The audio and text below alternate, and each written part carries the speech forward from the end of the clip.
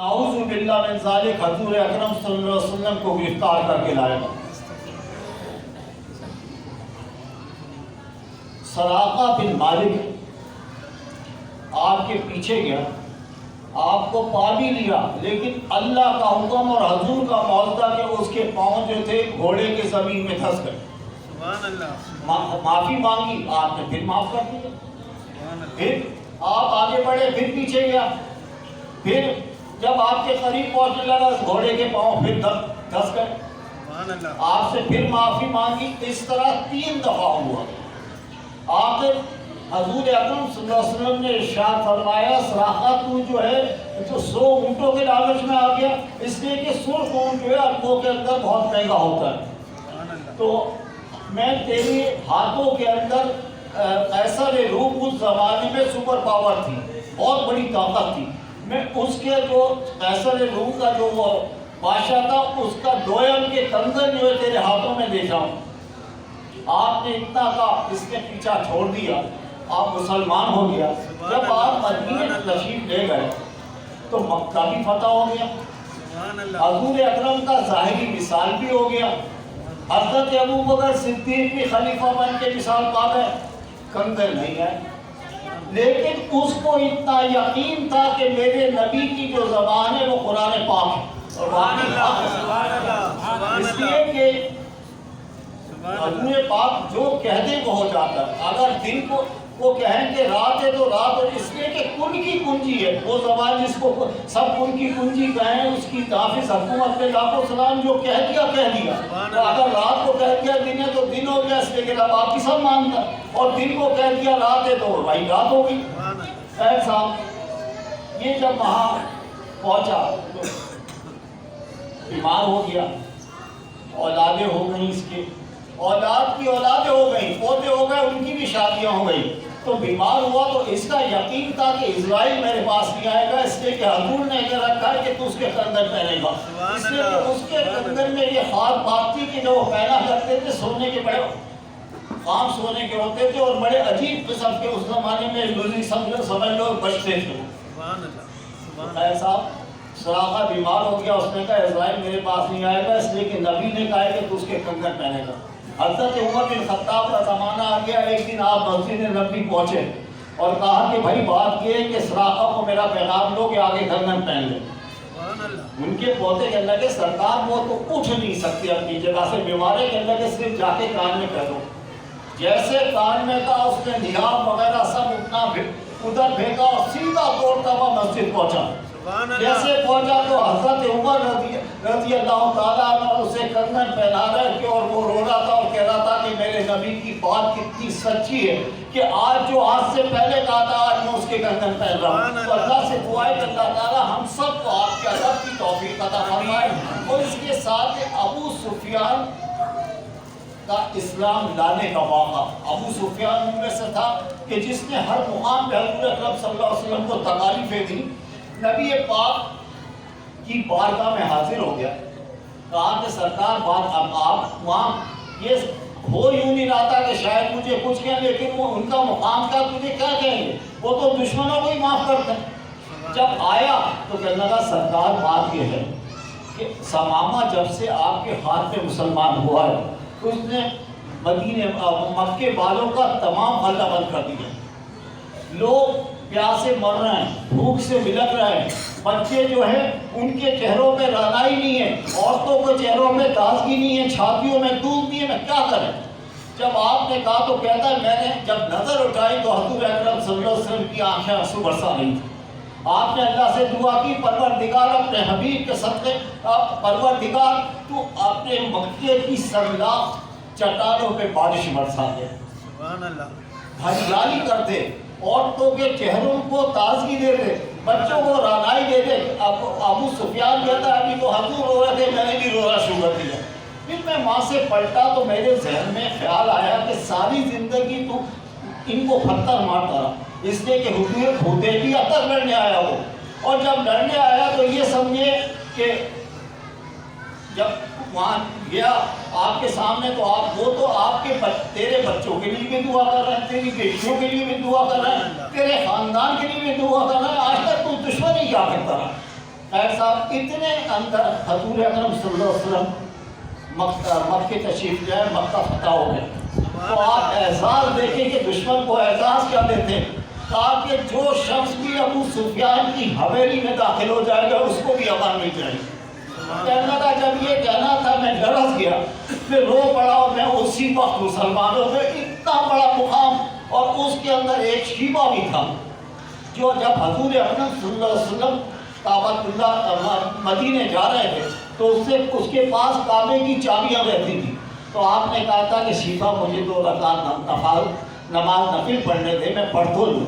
تو اس نے کہا کہ میں تجھے اس کی اجازت نہیں دوں گا، چابیاں میری پاس رہے گی.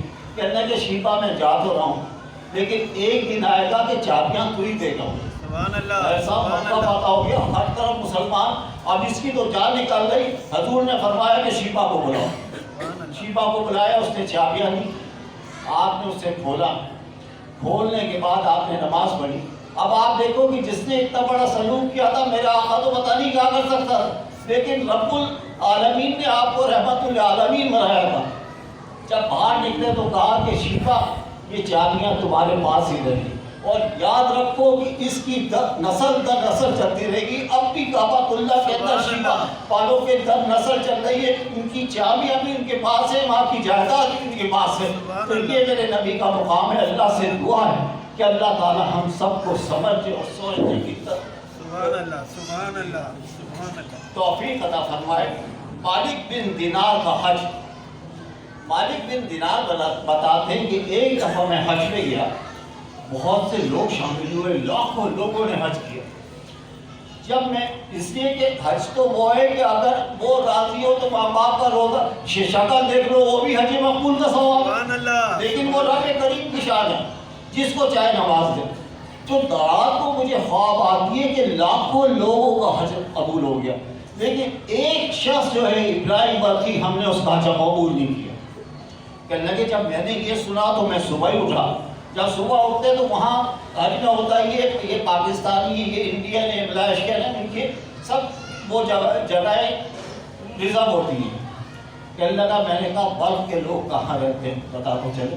خیر میں بلخ کے لوگ پوچھا کہ وہاں جا کے پوچھا کہ ابراہیم بلخی کون ہے. کہنے لگے حضرت بات یہ ہے وہ تو بڑا نیک اور شریف آدمی ہے، آپ اس سے کیسے کرو. اور 24 حج کرنی ہے اس نے. کہنے کہ اس نے کہا کہ مجھے 24 حج کرنی ہے، مجھے تو پتا ہے کہ قبول نہیں ہوا. جب میں کہنے کے ہوتا تھا، کہنے کے پہاڑ کے پیچھے خیمہ ہے، وہاں کو عبادت کر رہا ہوں. اور یہ سمجھیں کہ دن میں روزہ رکھتے ہیں، رات کو اللہ کو یاد کرتے، نفلیں پڑھتے رہتے. بہت بڑا نیک آدمی ہے. اور اس نے اپنی جائیداد تمام اللہ کی راہ میں خراج کر دی. کہنے کہ جب میں وہاں گیا تو دیکھا مصلی پہ بیٹھے ہوئے تھے. تو میں نے دیکھا کہ جب انہوں نے سلام پھیرا تو میں نے کہا السلام علیکم. کہنے لگے وعلیکم السلام مالک بن دینار. میں نے کہا اس کو میرے نام کا ہی پتا، کیسے آنا ہوا؟ سردار ملنے کے لیے آیا تھا. کہنے کہ ملنے کے لیے نہیں آیا، تجھے رات کو خواب میں پتا چل گیا کہ میرا حج قبول نہیں ہوا. کہنے کہ میرے روم پہ کھڑے ہو گئے کہ اس شخص کو اتنا تک پتا ہے. آخر میں ان کے قریب بیٹھ گیا، بڑی سمجھنا اس بات کو. تو میں نے دیکھا کہ ایک ہاتھ سے معذور تھے. میں کہا سرکار وجہ کیا ہے کہ آپ کا حج قبول کیوں نہیں ہوتا؟ کہنے لگے بھائی وجہ یہ ہے کہ رب تعالیٰ مجھ سے ناراض ہے. کہنے لگے بات تو بتائے ناراض کیوں ہیں؟ کہنے لگے ناراض اس لیے کہ میری ماں نے مجھے جائیدادیں بھی دی تھی، زمین بھی دی تھی، پیسہ بھی دیا تھا، لیکن میں اس کو سنبھال نہیں سکا، غلط صحبت میں پڑ گیا. ایک دن میں نشے میں ڈوبتا، میں نے وہ الٹے کام کیے جو مجھے شریعت اجازت نہیں دیتی. نشے میں ڈوبتا، رمضان کا زمانہ تک گھر آیا تو میری ماں تندور کے اوپر روٹیاں پکا رہی، عبادت گزار عورت تھی. تو میں نے ماں سے کہا کھانا دے. آپ کو پتا جب آدمی پگلا ہوتا ہے تو پتہ ہی نہیں کچھ چلتا. تو اس نے کہا شرم کر، اولاد کو تو کہہ سکتی، تجھے غیرت نہیں ہے کہ آج رمضان کا زمانہ ہے تو آگے مجھ سے روٹی مانگ رہا ہے. تو کہتا ہے بھائی اللہ کا واسطہ کہ پہلے اتنے میں نشے کے اندر اس کو تھپڑ مارا، ماں تندور میں گر گئی. اسی وقت شور بچ گیا، مجھے اٹھا کے کمرے بند کر دیا. سارا دن میں آوازیں سنتا رہا، لیکن آنکھ دوپہر میں ظہر میں کھلی. اور میری بیوی جب کپڑے نکال رہی تھی ماں سے، میں نے کہا کیا ہوا؟ کہنے کہ میں تیرے اب ماں کے قاتل کے ساتھ نہیں رہنا چاہتی. تجھے پتا ہے تو نے کیا کیا؟ تو نے رات کو اپنی ماں کو تھپڑ مار کے تندور میں کرنا کہ تو نے مجھے بتایا کہنا کہ اس نے منع کر دیا تھا کہ نہ تو اس کو میری شکل دکھانا نہ اس کو میرے جنازے میں شریک کرنا، ہم اسے دفن کرائے اور میں جا رہی ہوں میں کہنے لگے میں نے جس ہاتھ سے اس کو تھپڑ مارا تھا میں سیدھا گیا، میں نے کلاڑے سے اپنا ہاتھ ہی کاٹ دیا، اسی سے میں اس سے کہ اس وقت تو پاگل تھا، اب آئی عقل، ہاتھ کاٹ دیا اور پھر جتنی بھی جائیداد زمین پیسہ گھوڑے مویشی میں نے سب اللہ کی راہ میں خراب کر دیے۔ بھائی اس سونے کو منانے اللہ کو منانے 24 سال سے میں آ رہا ہوں، صحیح بھی کرتا ہوں، مقام ابراہیم پہ نفلیں بھی پڑھتا ہوں، اور اس کے بعد جب طواف زیارت کرتا ہوں تو کوئی اللہ کا ولی آتا کہتا دوڑ جا بھائی تیرا کوئی حج قبول نہیں ہوا، کہتے کہ آج 24 سال ہو گئے، کہنے کہ جب یہ میں نے سنا تو میں نے اس کے منہ پہ تھپڑ مارا، تو ہے ہی سی قابل۔ ابراہیم بھتی کے منہ پہ تھپڑ مارو، یہ کیا تھا وہ ہمارے کہتے میں آ گیا تو رات کو مجھے حضور اکرم صلی اللہ علیہ وسلم کی زیارت ہوتی۔ یہ بتا کہ تو نے اس کو دل کو کیوں توڑا، تو نے اس کو تھپڑ مارا؟ کہنے کہ میری تو حالت یہ کہ آقا دو جہاں آ گئے، اور یاد رکھ اس کی مائی سے بخشائی، جس دن قیامت کا دن ہوگا حشر کا دن، یہ اللہ تعالیٰ کے سامنے مقدمہ اس کی ماں دائر کرے گی کہ رب تعالیٰ اس سے پوچھ تو میرا جرم کیا تھا جو اس نے مجھے جلا کے مار دیا، تو رب تعالیٰ اسی وقت فرشتوں کو حکم دے گا کہ اس کو اٹھاؤ دوزخ میں لے جاؤ۔ جب اس کو زنجیریں ڈال کے گھسیٹتے ہوئے فرشتے لے جائیں گے دوزخ کی طرف تو اپنی ماں کی طرف مڑ کے دیکھے گا، پھر آگے چلے گا، پھر مڑ کے دیکھے گا، پھر کہے گا اماں یہ مجھے جلا دے کے خدا کا واسطہ مجھ پہ رحم کر، تاکہ کہ رب تعالیٰ میں نے اس کو معاف کیا، جب معاف کیا تو رب تعالیٰ جو اس کے تمام گناہوں کو بخش دے گا۔ تو اللہ سے دعا ہے کہ ماں باپ کے ادب کی یہ بات ہے، ماں باپ کے ادب کی توفیق عطا فرمائے، اس لیے ہماری بھی ماں نہیں ہے بھائی، اور ہم نے زندگی میں کبھی اپنی ماں کی بدشگنی نہیں کی، اور یہ اللہ کا اسی کا صدقہ ہے کہ اللہ نے عزت دے رکھی ہے۔ تو یاد رکھو کہ تم نوجوان ہو کبھی بھی غصے میں آ کے اپنے ماں باپ سے تو تڑا کر کے بھی بات نہ لگا، اس لیے کہ ماں باپ جو ہوتے تو یہ سمجھے کہ اللہ کا سایہ جب تک، اور جو اپنے پیٹ میں رکھتی ہے اس کی عبادت کو دیکھو۔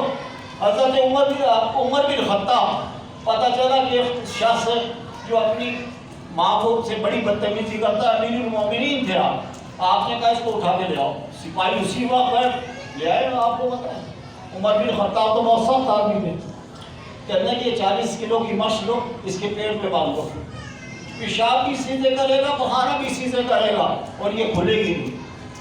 رات میں اس نے تو چیخیں مارنی شروع کر دی، ماں کے آگے ہاتھ جوڑے اب میں کچھ نہیں کہوں گا، خیر صاحب آپ کے پاس لے کے آئی، کہنا کہ ٹھیک ہے تو آئیے میری بھائی سے احترام ہے، میری ماں ہے، اس کی آدھی کر دو گا، آدھی کر دی، اب کا 3 دن کے بعد آ 2 دن میں تو اس کی چیخیں نکل گئی، پھر یہ سب پھول پھاڑ گیا، پھر آئی ماں کہنا کہ بات سن، اس نے تجھے 9 مہینے پیٹ میں رکھا ہے اور تیرا وزن اٹھا کے پھرتی رہی ہے اور تو اسے گالیاں دیتا ہے، اگر میں نے تجھے سن لیا تو میں تجھے قتل کرا دوں گا۔ بادشاہ باپ کوئی مذاق بات ہے؟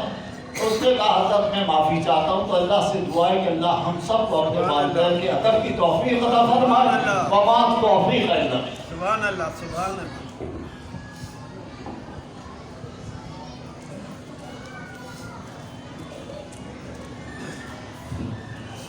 حضرات میرے ساتھ مل کے پڑھیں، بلغ العلا